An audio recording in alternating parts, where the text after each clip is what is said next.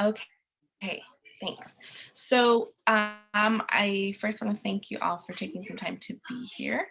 And my first question that I'll ask kind of like to each of you, and maybe you can take like 2 minutes each to answer, is around your relationship to Kingston and how you position yourself within the community, um, and how you see the Kings. We'll start there. That's a big question for 2 minutes. So maybe I'll start with our current council. Yeah, hello. Can you all hear me? All right, cool. My name is Keyvious, as you may know, and I came to this area of Kingston because I became a Bard College student.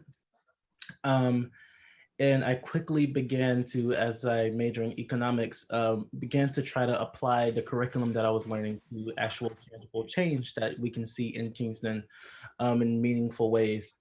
Because I took a very keen, focused interest on understanding the socioeconomic landscape and where people are left out, and concern myself with projects and initiatives to shift it.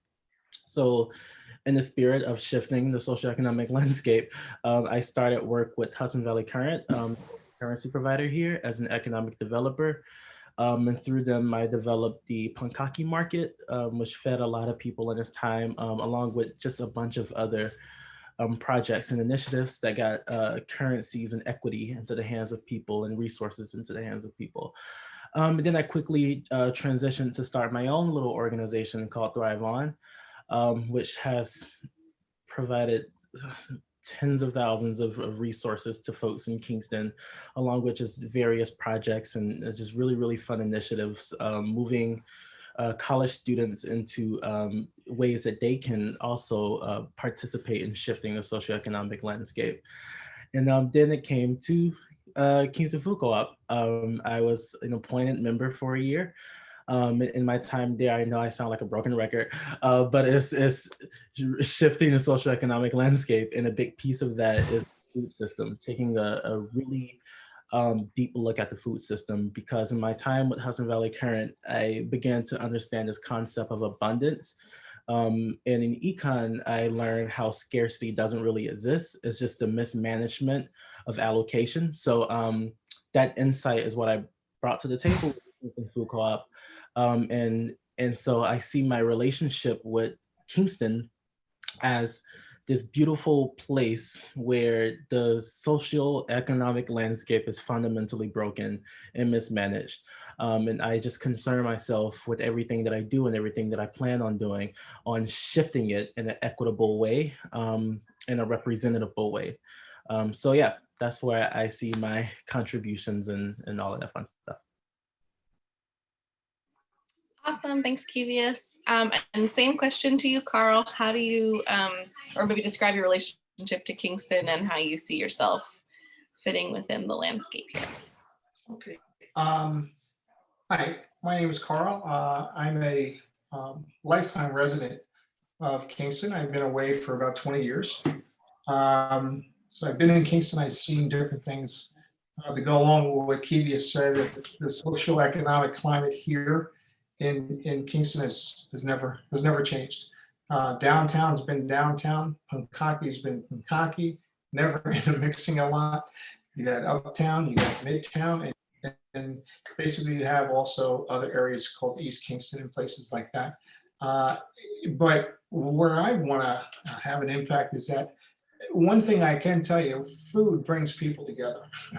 And that's something that we haven't seen in a lot of, especially Kingston area also, is a lot of people moving out of their communities, their tribes, and starting to break bread and having good times with other tribes. So they get into really known, looking at us as just one big community.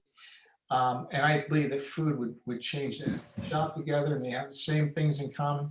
That's what develops tribes. That's what develops a community. And by bridging that gap, basically the social difference, especially in economics here, with a lot of people haves, we got the have-nots, we got the Midtown people that want stuff. We got gentrification going on. We got a lot of stuff going on in today's climate.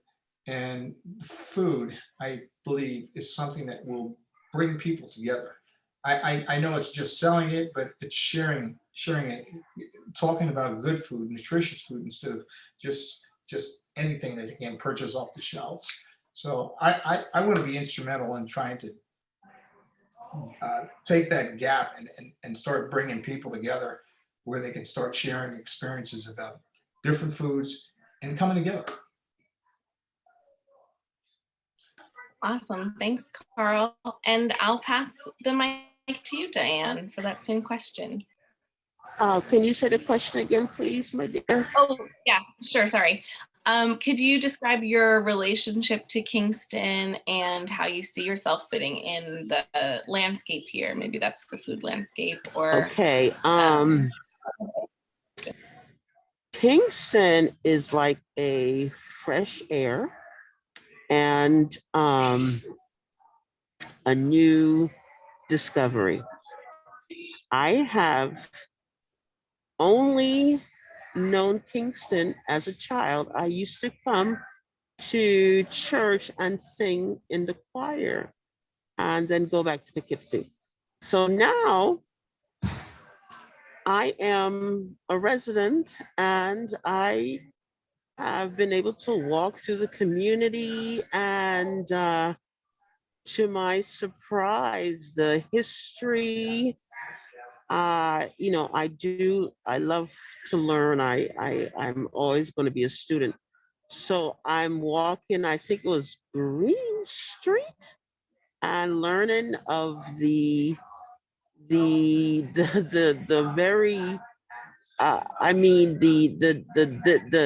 the very iconic relationship to Kingston. There was the home of the president, and I think it was the president, and or the cousin to the president's home, and walking through and reading about the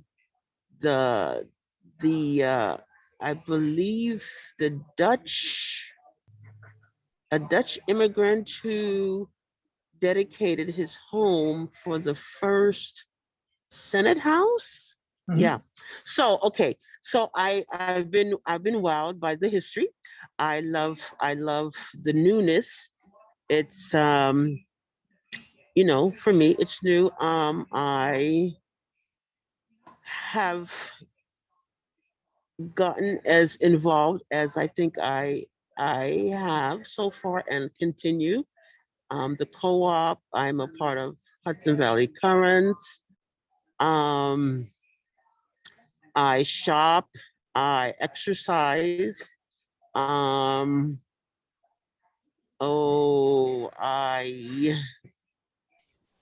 continue to research. I continue to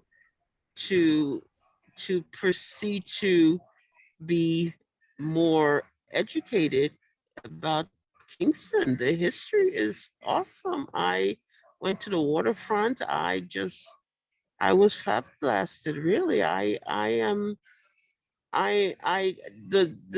history alone. I mean, I've lived right across the river, and I just never. I had no clue. I'm impressed, and I'm excited that you all have this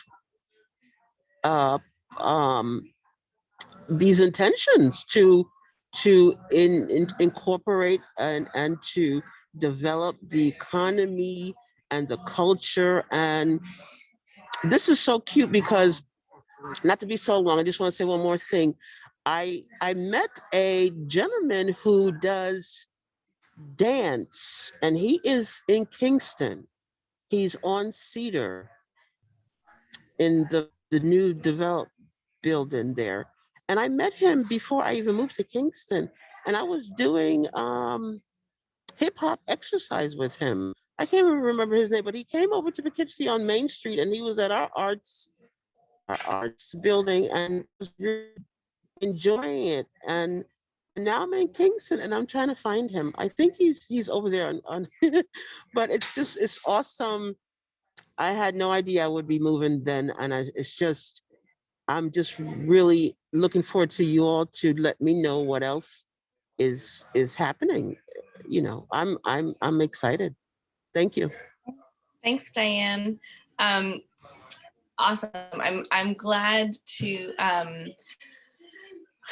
I'm glad to be here with all of you. And all right, so let's shift. We talked a little bit about Kingston, and now I want to shift focus a little bit to the co-op specifically. So of course, we're talking to the candidates who are running for council positions. So these folks are responsible for leading our community-owned grocery store before it is open, and once it's open, because the term is 3 years, and so include pre-opening and post-opening time.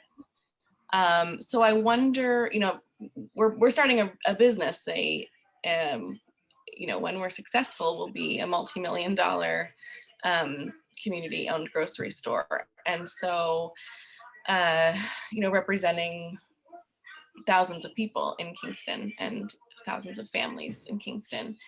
So I would love to hear from each of you about, what skills you have acquired over your lifetimes, and what you hope to bring to the co-op community and to the council specifically.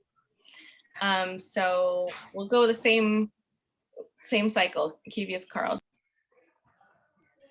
Yeah, so I'll frame it from one, business and the understanding of business, and then the understanding of community projects and stuff like that.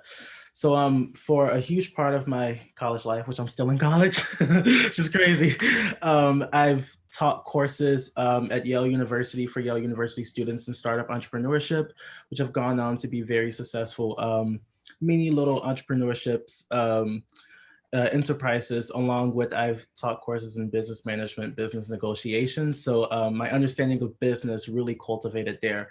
From a young age, I taught and ran camps in a not-for-profit aerial studio when I was a kid. So that gave me the opportunity to, one, peek behind the scenes of nonprofit organizations, which also had a for-profit realm of that. So I began to understand that too. And similar to the Kingston Food Co-op, the landscape of that aerial studio was very much how to do community outreach, but also cater to, folks who may be a little more affluent, because we need them to come into the program to support those who can't necessarily support themselves. So it was a lot of figuring that portion out. And I got to understand cultures and differences of cultures and abilities. As aerial, you're dealing with like circus arts, you're dealing with, something that's very physical. So what if you get people with different physiques? You have to learn how to approach what they come with and where they are, and shift your approach that way, which is something that has been ingrained in me for the longest. So I think approaching communities such as this is right up my alley. And I've taught courses to students who are international refugee kids who've left their homes for, various reasons, who've had to come and find comfort. So hopefully that sentiment also gets to come across in our community-owned grocery store, where people are coming from all over, but also have to find themselves in it. And then, later in life, I run a nonprofit, which also has a bunch of grants under its name and a bunch of different groups and sub folks and XYZ and yada, yada, yada. So as far as the business goes, I'm familiar with and very comfortable with managing projects of various sizes.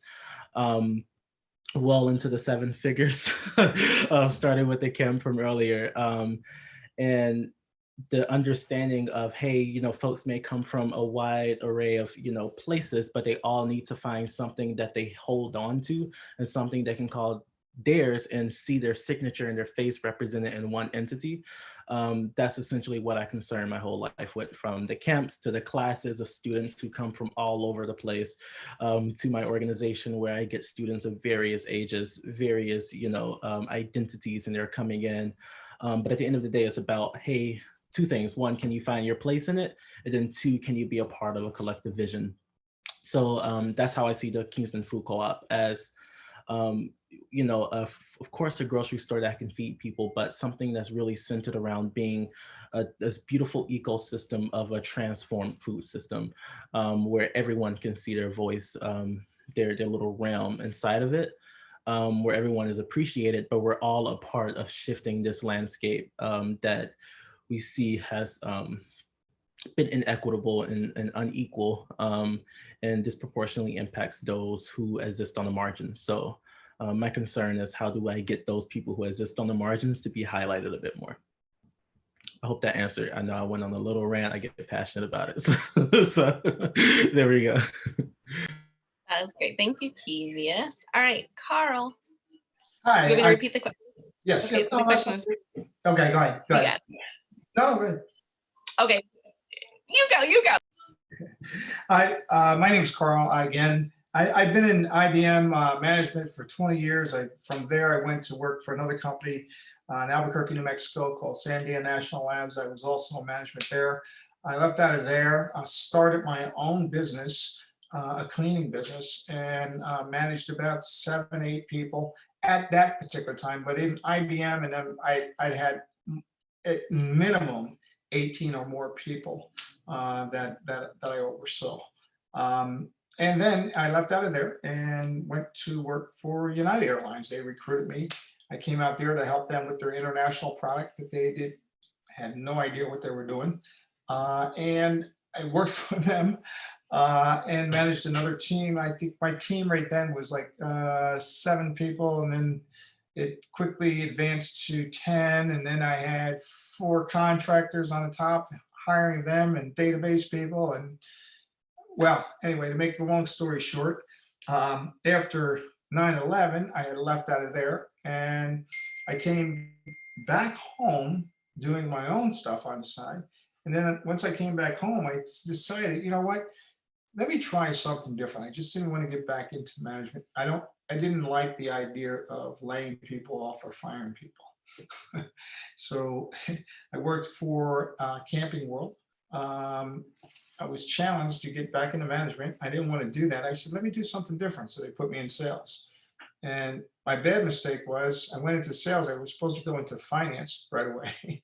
And I was so good at sales, they wanted to keep me in sales. So I was a top salesman for 5 years there. What would I like to bring to the table? Not only just the management part of it.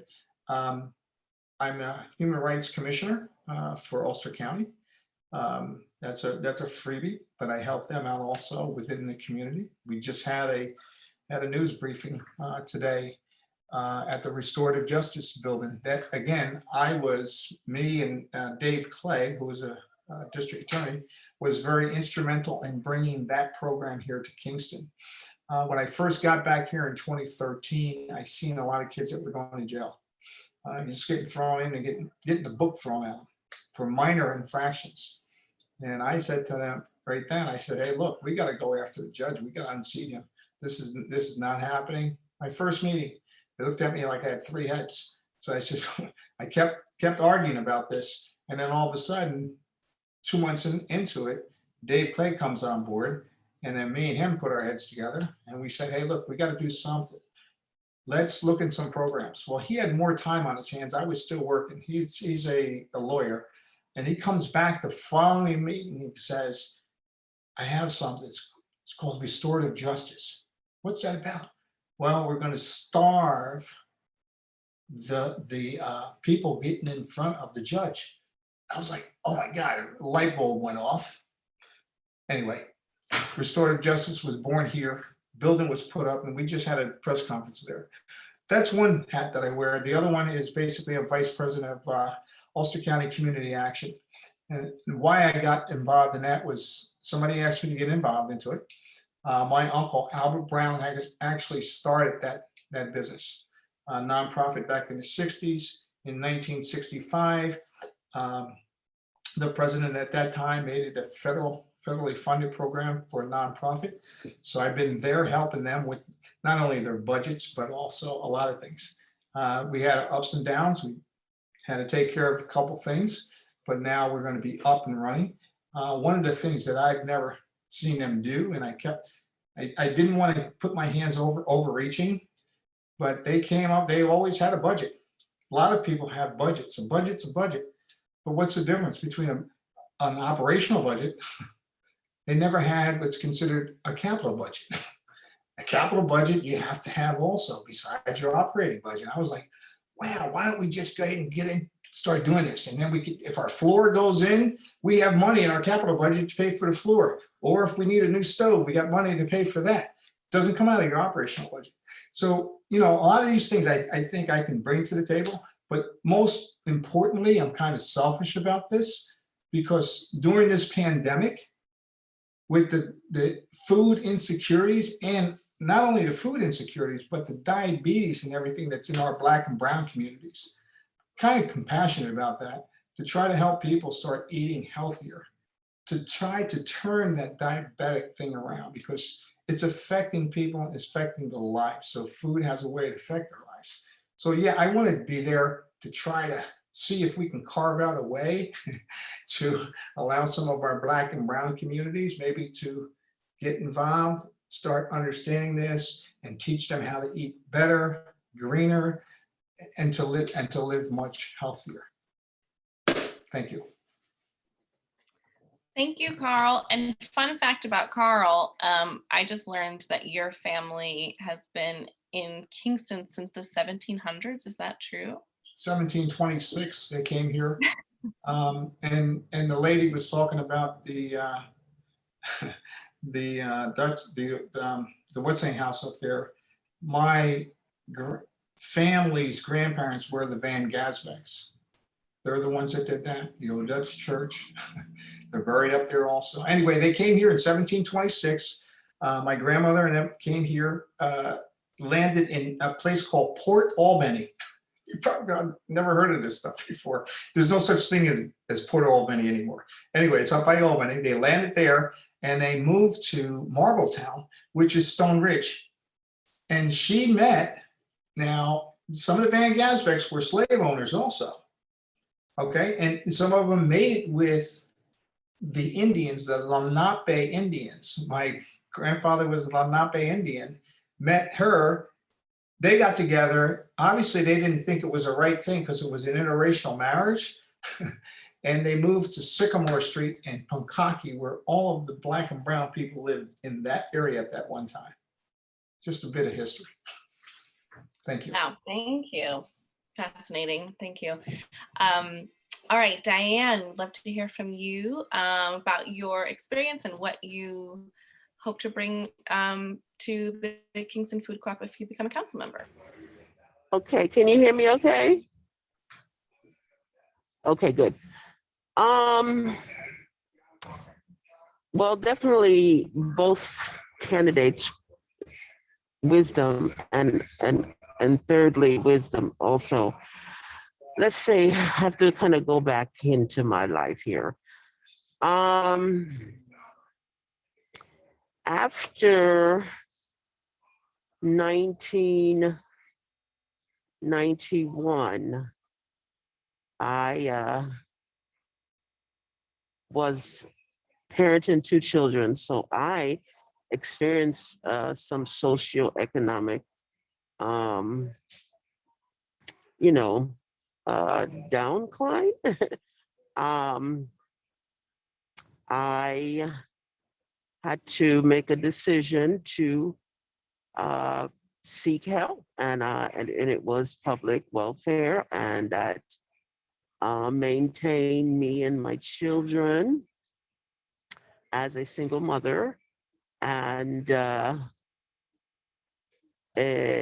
eventually, left the area for safety because of domestic violence. And so I went to Massachusetts because that's where I was in college. And apart from Poughkeepsie, New York, Massachusetts was the only area that I would have familiar with. So again, public assistance, we got housing. We lived there. They went to elementary school. I worked off and on. And like I said, I was able to work as a sub in Lynn public school system. And I also got my CNA licensure there in Salem, adult educational nursing program.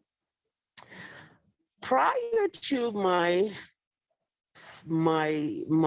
having, my poverty line experience, if you want to call it that, or just life, I grew up with my parents. They're West Indian. My dad came here and he worked picking apples and whatever, and then cleaning offices, but he had a skill in the islands. And so when mom and dad have 8 children in their marriage, and so he realized this is not going to suffice for a family of our size. So he not to take up, he was doing he's skilled as a mason contractor. So he did some work for my grandfather, and just, you call it luck, I would say a blessing. A very established Caucasian man saw the work just passing by and stopped and inquired who did the work. And that led my dad to eventually become the first Black Jamaican contractor in Dutchess County.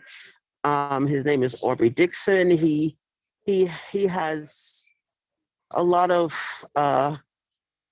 he has worked with other engineers and contractors and architect and helped build Dutchess, Ulster, some of Connecticut, all Hudson Valley. Okay.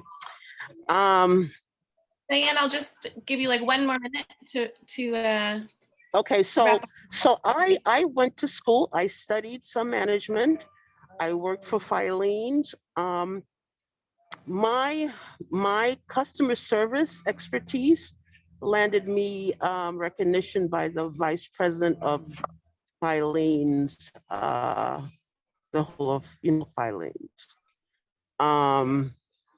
Customer service is going to be very important to this organization.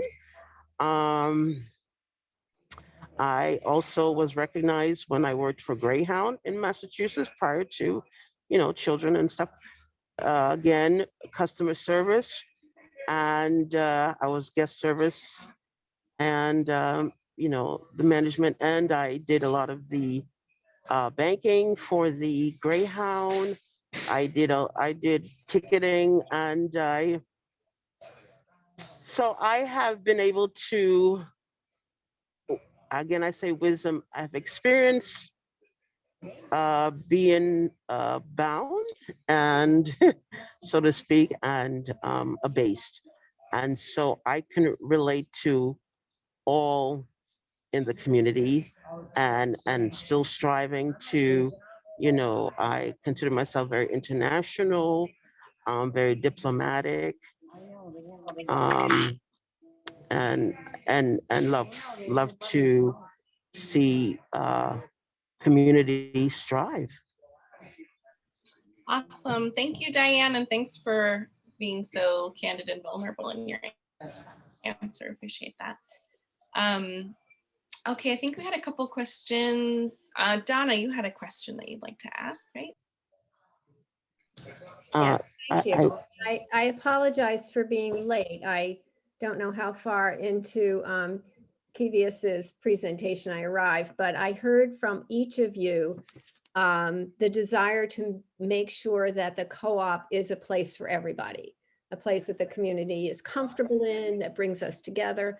But the challenge I feel in food, and I think especially as we see the Hudson Valley get so hot, as everybody's talking about as a place to move to, is the challenge is to keep it affordable to all of us. And I just wonder if you've thought about, I mean, I agree with you, Keyvious, that the mindset of abundance is the appropriate mindset to be in. There's plenty, we live in a place that produces tons of food. which is going to be challenged by those upscale restaurants that come in that want to buy direct from the farms that we want to buy direct from, all that stuff. So what are your thoughts about keeping the co-op a truly affordable neighborhood facility? All Can right. Can I start? Okay. One of the things I've been thinking about, and I know we're going to have shelves that's going to shelve other people's items and stock product or so on and so forth. But I had this vision of what they did back in the Air Force when I see my uncle in the Air Force, and what they done there, and we should look at some property maybe. Why aren't we having our own like little greenhouses and planting our own fresh vegetables that we could resell at a real good price? And now, again, that could be just our line item, but we still are accepting other people's stuff. It's just a thought. I mean, I just see that would be so great for the community to have a plot of land where you can have community gardens, and then you can also have our own gardens that truly has like a protection up there, a greenhouse that we can be farming throughout the entire year. Our community gardens could be farmed by people growing their own fresh fruit and stuff like that, only during the growing seasons. Just my thing. Great, thank you, Carl. Keyvious, I said you were ready. Yeah, so there are yeah, okay. This breaks down a lot of areas. The economist in me wants to wants to go so many directions. I'll stick with I'll stick with two, right? The first thing is that affordability definitions based on your income, right? What's affordable to me may not be affordable to someone else, or maybe to someone else, right? So that is the area that we have to click on first. It's one, having a pricing model that is income based, which is, ideas that I've spoken about before. But two, expanding to recognize that, hey, the dollar, for example, is not available to everyone in the same quantity. So how do we introduce more currencies and introduce more economies that people can participate in that is also accepted at the Kingston Food Co-op, such as Hudson Valley Current. And I'll try not to go too long on this, but such as Hudson Valley Current, for example, when I design projects that gets these currencies into the hands of folks where the traditional economy doesn't, that, for example, allows them to then go and shop at this store. But yeah, so income-based pricing and a whole new currency that can be accepted here so that everyone can shop. The second thing is this concept of redistribution, right? That is the key, right? The only way an income-based pricing works is if you redistribute from the folks at the higher tier to the lower tier. But two, we have to redistribute the channels that food goes through. One that says these products can be more expensive than the others. Luckily, I am privy to a lot of different local producers, and given just the nature of my work, I've gotten to understand wholesale prices and break-even points from a lot of different folks who are in Kingston within a 20-30 mile radius to know what's feasible and what's understandable, and what can be done with respect to pricing. So, and actually I'll add a third point. Another reason that food is so available, some foods more than others, to Carl's point on diabetes, is some foods are made more available than others in the traditional economy when you go to the grocery store. So the question is why? And there's a huge subsidy program, right, that backs a lot of these products. The amazing thing that we have is that opportunity, an amazing community on the topic of redistribution is how do we redistribute that to create some sort of subsidy program for the Kingston Food Co-op that targets products that people will need the most in low or moderate income neighborhoods. So that, sorry, that took me on three different realms, but it's understanding what affordability is from the lens of multiple pockets, and then distributing wealth to make sure things are affordable and accessible. Right. But we don't want to be so overbearing where we're trying to understand so-and-so makes $80,000 a year, this person makes $30,000 or whatever. But we could have a tiered system where people are coming in as memberships and everything, or even purchasing power on a tiered system based on membership. So it's not visible for a person that makes 80,000 to say, I'm paying $8 for this product and somebody else is paying $6. Six is the price, and we could subsidize that with the currents and stuff. But there's a way to work out that metrics where we can be just as accessible to the person who makes $12,000 a year as accessible to the person that makes $300,000 a year. So I think, Rich, Carl, sorry. You're touching on I'll be touched today. I'm sorry. on the topic of equality versus equity. So that's really a decision that the co-op has to make and the members have to make on where they want to go. You can go equal, but right now I will argue against that and say that our current food system is equal, right? Everything is equal about it, but it's not equitable, and that's what we're getting to. So my proposal of an income-based pricing was to make it equitable. 10% of your income is 10% of your income, but there may be 5,000 to someone versus 50,000 to another. You're still losing the same proportion. So that's what I was getting to with the income-based pricing. Okay, yeah, and you know, you got to be careful on that. Sometimes I know you're an economist, but when you're doing that, sometimes some people we could be excluding. We could be including more so of the lower to middle income, but when we're looking at pricing, we're excluding we got to have a happy medium to that where that metric is all inclusive. I'll shut up. I'm sorry.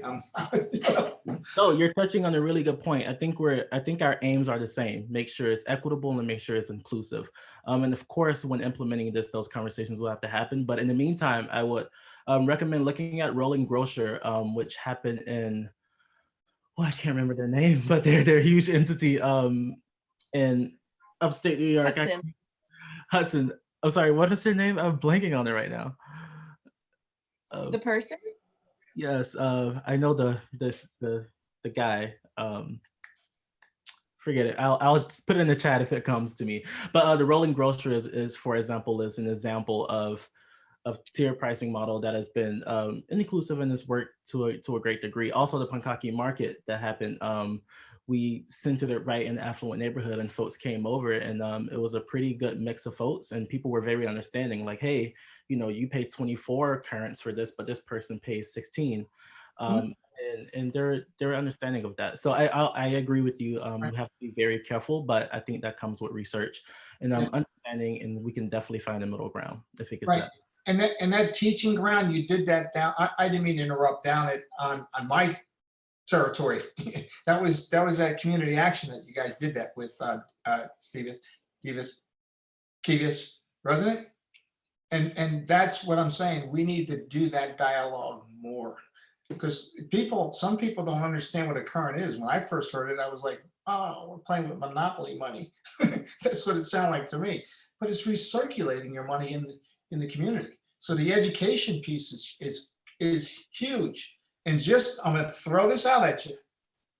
We need to do a video on currents and the co-op. That video needs to be displayed in movies in the park during, let's say, before they play the actual movie and stuff like that. Advertise, because people don't understand. We take for granted sometimes people understand what we're talking about. But when some people don't get it, they don't want to say that sometimes because it's so simplistic that they should understand it. They really should. But anyway.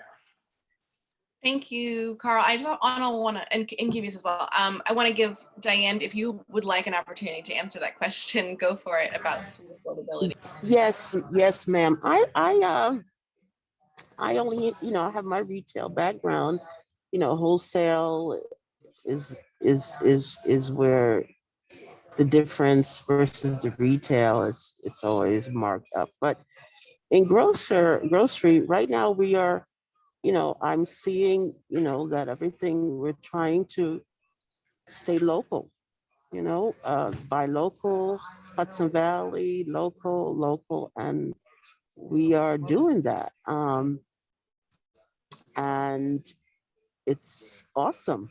The products, the service, the economy is going to boom and continue to boom, and not just benefit the residents, but a lot of visitors are becoming privy to how the products and the integrity that's put into um and the diversity and diversity in those who are in the Hudson Valley, like native Africans who are having their farms and they're cultivating, they're putting their traditional skills and farming and in the community. They are now residents and they're building. I still have to research personally, but as far as keeping things reasonably priced, it's going to be like a milestone. It things are going to always change in the economy. Like Mr. Keyvious, he's the economist. He was saying how what he was elaborating on, and then Mr. Carl, he said educating. Um, we're a blessed country, and we overeat, and diabetes and all kinds of things, not just darker skin, just obesity is a big thing in this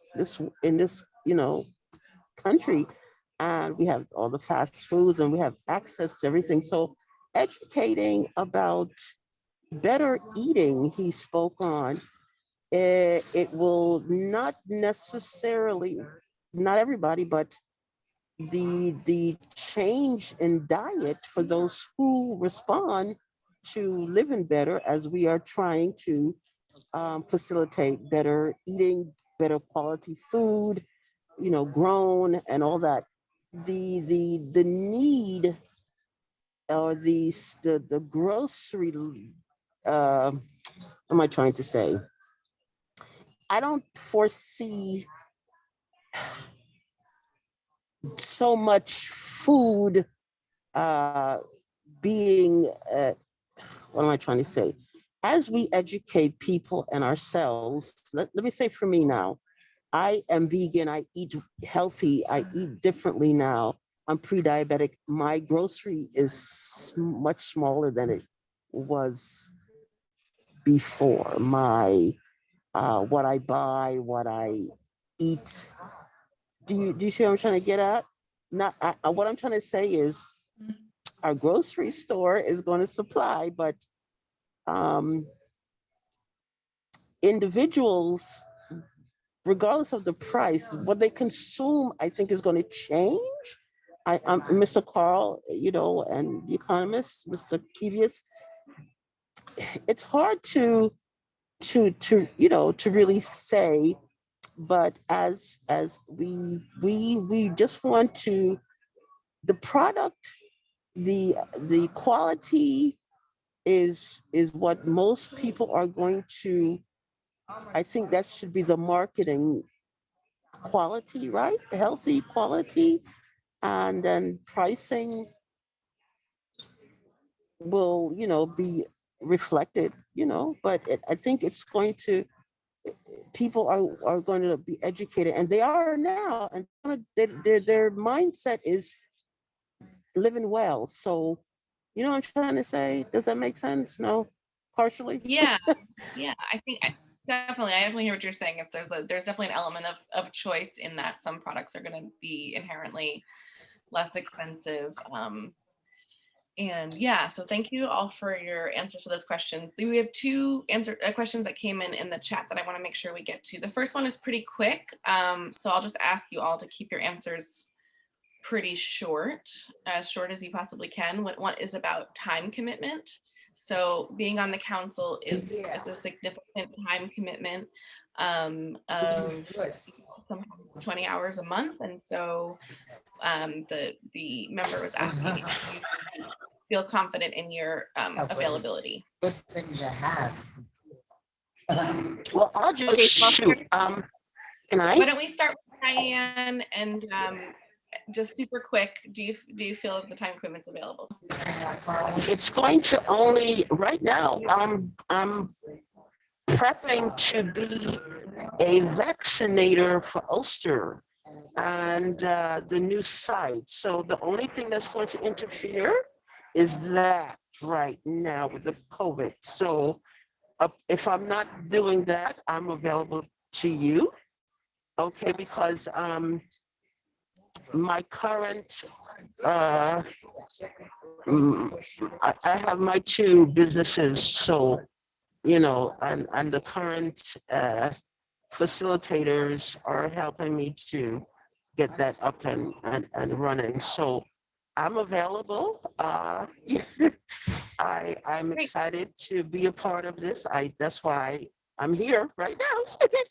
So apart from my being volunteer to vaccinate our community in Ulster, I'm available. Okay. Thanks, Dianne. Okay, Carl, And real I quick, have and to then go. I Keyvious. have to go. I have to go. Okay. Okay, thank you for being here, Dianne. Thank you, my dear. Have a God good- bless everyone. Bye Have bye. a good night. Take care. Bye-bye, Diane. Bye bye. Yeah, 20 hours a week is, through the month is not bad for me neither. I don't have a problem doing that. I do have other commitments. I have the Human Rights Commission. We meet once a month on the first Thursday of every month. And then I have my Ulster County Community Action Board meeting the second Thursday of every month. So I'm good with that too. My WGHQ radio show is early in the morning at 8 o'clock, as you know, Kate, so that's not going to be a problem. The other aspect is the Criminal Justice Task Force right now that meets on Wednesdays, and that's only again once a month, and that's going to be ending pretty soon anyway too. So I don't have a problem with being on the committee and doing things. I just want to be, if selected, I just want to be active and see something come into fruition and see this thing grow and start growing some legs where people are all buying into this. And that's the biggest thing. And that's the only reason why I talked about doing some of the advertising and stuff like that. I think that's essential. It's so easy. I met Joe the other day down in Culture 284. He goes, coming out of Culture, I really like this place. I'm like, Culture? The hell's, where the heck is this place? Oh, it's on Broadway. Really? Oh, it's a Black-owned business. Really? I didn't even know about that. Terrible advertising. Advertise the place. This is a small little town. I know you can tell somebody something, a secret on today at 2 o'clock in the afternoon, and by 5 o'clock, somebody in New Paltz knows about it if they know you. But they just need to do some of the advertising. So many businesses are missing the mark on some of that right now. You got to talk about our business all the time, or they'll forget you. They'll forget you. I'm telling you. That's true. Well, Joe always knows the best spots. All right, Keyvious, real quick. In short, yes. So luckily, since I'm an appointed member right now, I already give 20 hours, so it's pretty built into my schedule. And I find increasingly that a lot of my work, even as I take on new projects, somehow begins to overlap with Keys to Food Co-op in a lot of respects. So yeah. Beautiful, thank you. Okay, and then we just have one more question that came in the chat, which we don't have Dianne anymore, but that's okay. The question was, do the candidates feel significant policies like a sliding scale pricing model should be implemented by the council or be put to a direct vote by the membership? I think the structure needs to be set up by the council, but the vote should be through the direct membership. I think so. If you're going to have a community-owned and membership-owned entity. So to answer that question, that was a good question. I like that one. The thing is, I think the council should set the guidelines on how the structure should be. And thank you, Keyvious, for sending me that WhatsApp. I like to see that 3-tier thing that they're doing there in Hudson. But something like that, that's where I was going. To see it in writing is good stuff. And we actually already have our membership is already based on that model of it's a tiered pricing for our membership. So folks are getting the same product. Yeah, so folks are getting the same product at different prices. Essentially, they're getting their membership for $0, $15, or $15. Well, you guys are bad. You just let me go out there and hang myself on that one. I'm like, this is a great idea. You know, like, yeah, we already thought about it. Well, we're in the process with it. And I'll also add before you go, Keyvious, just that like this is also a bylaws question that I think we need to investigate our bylaws before we can really make a decision. But go ahead and answer, Keyvious. Yeah, a decision like that, I think, is an extension of policy, which of course all the members vote on and they're very much aware of. So if we, decide to go forward with that, I already think is, semi already permissible because it falls along with everything we discuss in policy. Also, it's worth acknowledging that a decision like that wouldn't be made without working with working groups who are doing things such as that, such as the Food and Social Justice Working Group, which is comprised of members. So it would have already run by them. But then 3, I think if we do decide to go forward with it, you can trust that the council has done a lot of research on it to understand the risks that are involved and will present that if necessary to folks, just in case any risk factors were to come up that is a red light to us. For example, oh, your dividend may be decreased by this much because of this decision, right? That's something that people have to be made aware of. But I think that trust there should be there between the membership and the council, presented in the bylaws and policy, that a decision like that, if it's truly, going with policy, we're able to make, and if just any risk comes up, we present those risks. And in addition, I'll say that this is one of the things that comes up a lot for us is, what is going to be a council decision and what's going to be a GM decision, or general manager. The general manager is ultimately the person who's responsible for the financial health of the co-op once we're operational. And so this kind of really big decision would probably be something that we would make in conjunction with the GM. Like we might present a recommendation and guide our GM in that direction if that's what feels like the right decision, and based on our research is the right decision. But it would also ultimately probably be a real decision that's made also in conjunction with our GM. So on that note, it is exactly 7 o'clock on the dot. I want to thank you all so much for being here. This was a lovely opportunity to get to know you all better. Sorry for my child watching some random thing in the background. Thanks for being here. And we will see you all. Don't forget to come to the annual meeting on April 11th. Voting is going to open after April 11th. It'll be open for 10 days. You'll get lots of emails about it, so check your email. And you can vote for the one open elected council seat that we have available. And then we will reconnect with you soon. Thank you all for being here. Thank you. Thank you, Katie. Thank you, you. Katie. Thanks, everybody. Bye.